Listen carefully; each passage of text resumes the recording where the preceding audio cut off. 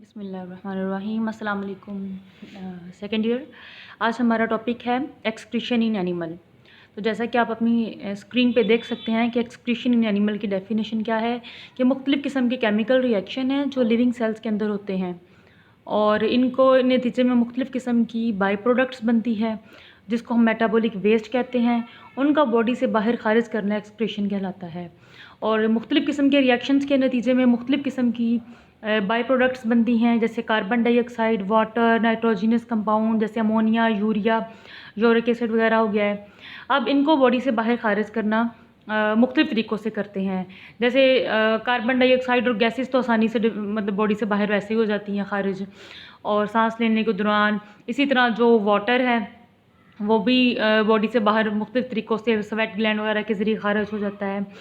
मुख्तलिफ़ किस्म की इसके अलावा नाइट्रोजिनस वेस्ट भी बनते हैं जैसे अमोनिया, यूरिया हो गया, यूरिक एसिड हो गया, ये बनते हैं। इनको बॉडी से बाहर खारिज करते हैं। जैसे मिसाल के तौर पे जो अमोनिया है, जब अमोनिया को बॉडी से बाहर रिलीज़ करना होता है तो सबसे पहले तो अमोनिया का एक रिएक्शन होता है।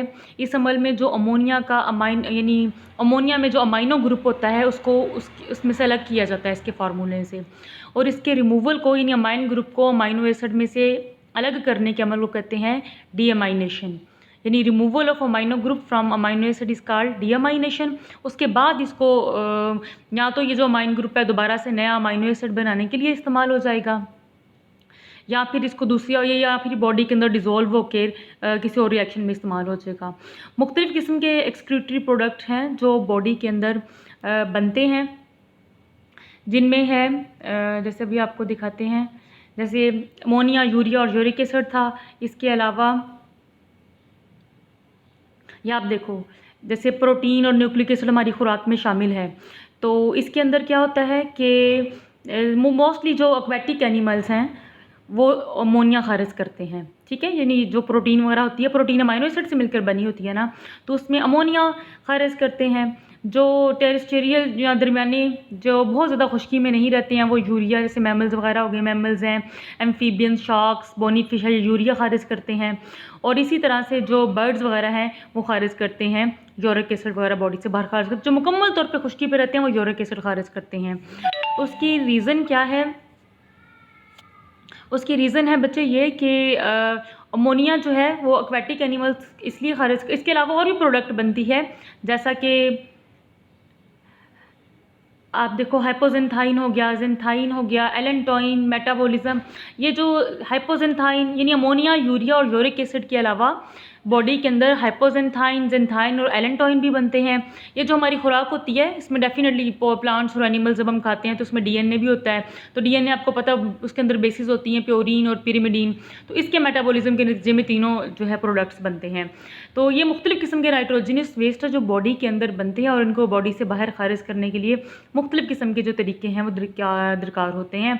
मोस्टली जो अमोनिया है वो ऐसे एनिमल्स के अंदर बनता है जो पानी में रहते हैं, जो पानी में रहते हैं।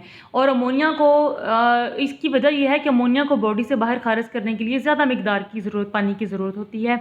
जैसे अमोनिया को बॉडी से खारिज करने के लिए तकरीबन 500 मिलीलीटर पानी चाहिए होता है। यूरिया को बॉडी से बाहर खारिज करने के लिए तकरीबन 50 मिलीलीटर पानी चाहिए होता है। और यूरिक एसिड को बॉडी से बाहर खारिज करने के लिए जस्ट 1 मिलीलीटर पानी चाहिए होता है। यही वजह है कि जो पानी में रहते हैं एनिमल्स वो अमोनिया को बॉडी से बाहर खारिज कर देते हैं। जो दरमियानी पानी जिनको ना बहुत ज़्यादा पानी अवेलेबल होता है ना खुश्की है वो यूरिया, और जो सिर्फ खुश्की पे रहते हैं फिर वो यूरिक एसिड की सूरत में सारे नाइट्रोजनस वेस्ट बॉडी से बाहर खारिज करते हैं, जिसके लिए सबसे कम मिकदार में पानी चाहिए होता है। तो अमोनिया बड़ा टॉक्सिक फार्म है। अक्सर बाई प्रोडक्ट बनती है अमोनिया। तो अमोनिया को बॉडी से बाहर खारिज करने के लिए फिर अक्सर जो एनिमल है जो खुश्की पे रहते हैं वो अमोनिया को कन्वर्ट कर लेते हैं, एक अमोनिया यूरिया साइकिल के ज़रिए यूरिया के अंदर कन्वर्ट कर लेते हैं।